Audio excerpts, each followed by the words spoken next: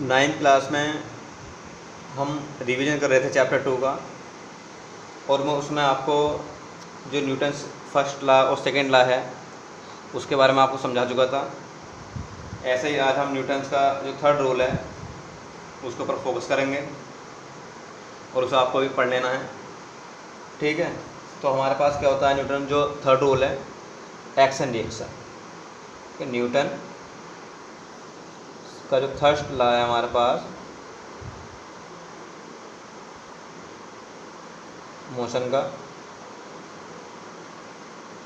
ठीक है, वो था हमारे पास एक्शन रिएक्शन। तो इन्होंने ये बताया था हमारे पास कि अगर कोई भी इस नेचर में एक्शन हो रही है तो उसके अपोजिट रिएक्शन ज़रूर होती है, ठीक है।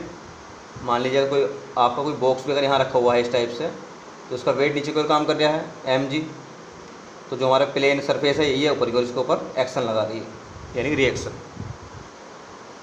ठीक है। अगर आप भी अर्थ पर चल रहे हैं तो आप अर्थ पे लगा रहे हैं, आप mg लगा रहे हैं, ठीक है, और अर्थ आपके ऊपर r लगा रही है रिएक्शन। जब भी हमारे पास रिएक्शन नहीं लगेगी तो हम इस अर्थ पर नहीं रह सकते, ठीक है। तो r mg से बैलेंस हो रहा है तभी हम अर्थ के ऊपर रह पा रहे हैं, ठीक। तो यानी कि एवरी एक्शन, ठीक है, has an equal opposite reaction, ठीक। तो इसका मीन्स यही है कि हमारे पास कोई भी अगर फिनोमिना हो रही है तो क्या स्टेटमेंट है न्यूटन का थर्ड रूल का, एवरी एक्शन, कोई भी अगर आपकी एक्शन हो रही है, has an equal and opposite reaction, ठीक है। अगर कोई भी आपकी एक्शन हो रही है तो इसके इक्वल क्या होती है, हमारे पास रिएक्शन जरूर होती है, ठीक है। Every action has an equal and opposite reaction, ठीक। तो जैसे कि मैंने आपको इसके एग्जांपल बताए थे कि कोई भी अगर हमारे पास रॉकेट है, रॉकेट अगर आप उसे ऊपर की ओर उड़ा रहे हैं तो उसमें क्या होगा आपका, उसमें हमारे पास या कोई जेट प्लेन है तो जेट प्लेन में क्या होगा हमारे पास, उसमें एक्शन होगी हमारे पास पहले, जो हमारे पास उसमें फ्यूल भरा हुआ है वो बाहर की ओर निकलेगा हमारे पास, ठीक है, बर्निंग होने के बाद, और जो हमारा रॉकेट है या जेट प्लेन वो ऊपर की ओर उड़ जाएगा, ठीक है, ऐसा होगा। तो अगर वर्टिकली है प्रोसेस तो रॉकेट बनाया हमने, और हॉरिजॉन्टली है तो हमारे पास जेट प्लेन होता है। लेकिन प्रोसेस वही है कि हमारे पास एक्शन हो रही है, जो फ्यूल आपका वो बर्न कर रहा है, और उसी के रिएक्शन में रॉकेट आपका या जो जेट प्लेन है वो मूव कर रहा है, ठीक। तो इसका आप एग्जाम्पल लिख सकते हैं क्या, वैन ए रॉकेट, जो आपका रॉकेट है ये, ठीक है, इज प्रोपेलिड, अगर आप इस रॉकेट को छोड़ रहे हैं, ह्यूज क्वांटिटीज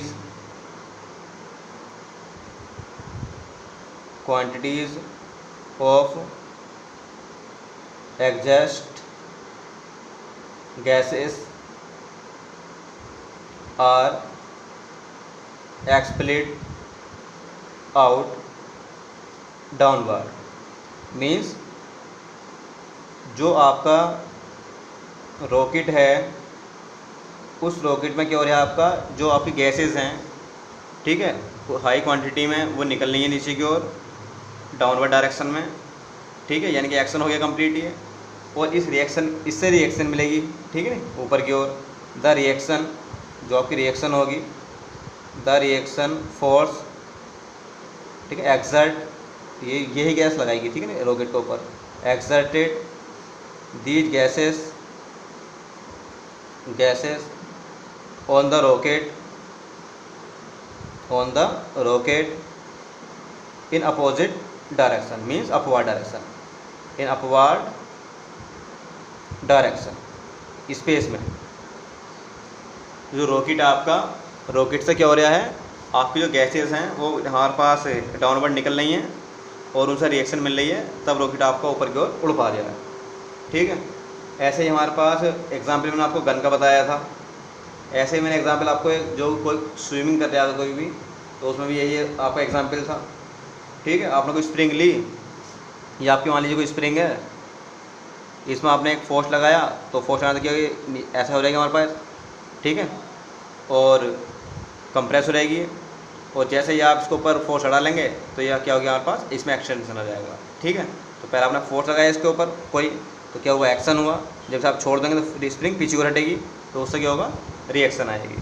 तो यह भी एग्जाम्पल किस चीज़ का, हमारा इसी का एग्जाम्पल है, न्यूटन का थर्ड रूल का। कोई बैलून है, बैलून में आप हवा भर दीजिए, ठीक है, तो जो हमारे पास आपने एयर भरी हुई है उसमें, जैसे ही उससे एयर बाहर की ओर निकलेगी, बैलून के ऊपर रिएक्शन लगेगी, उसके बैलून ऊपर की ओर उठ जाएगा।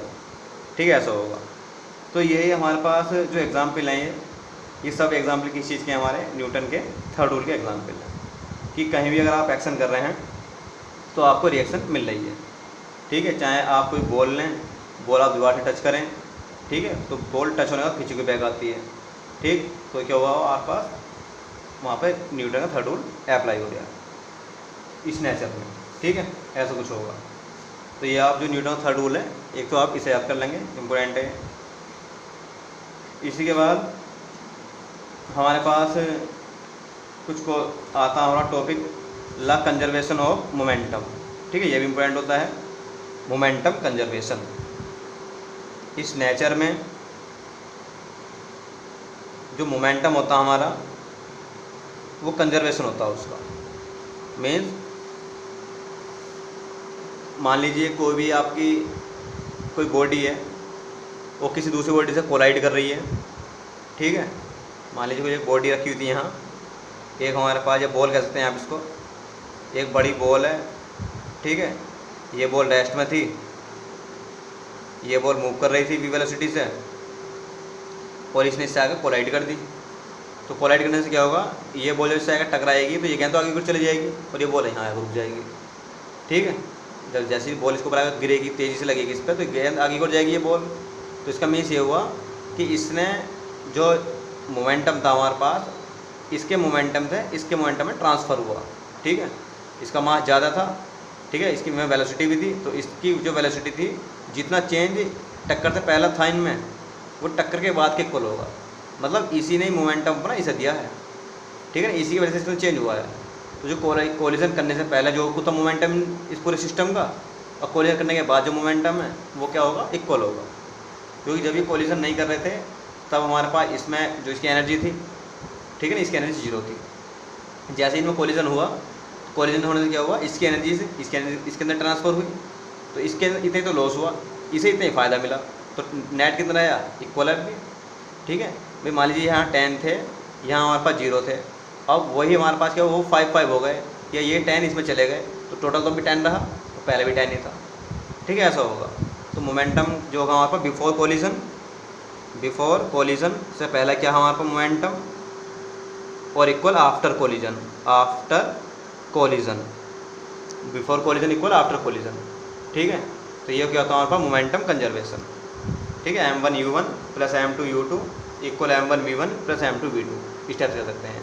जो u1 u2 है किसी बॉडी की इनिशियल वेलोसिटी हो सकती है, और जो v1 v2 है वो किसी बॉडी की फाइनल वेलोसिटी हो सकती है। ठीक, तो इस नेचर में मोमेंटम का क्या होता है, कंजर्वेशन होता है।